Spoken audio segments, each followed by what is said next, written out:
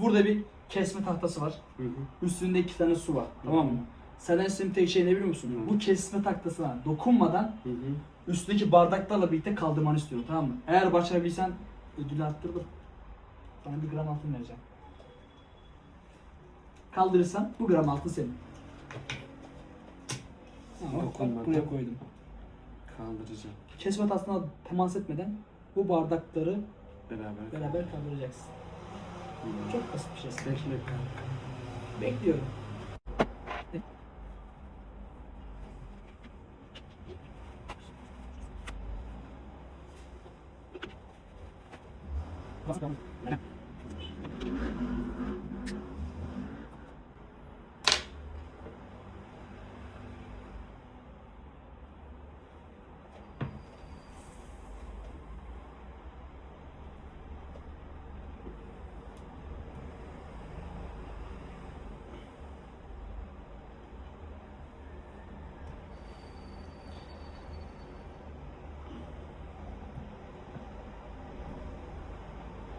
Yok artık.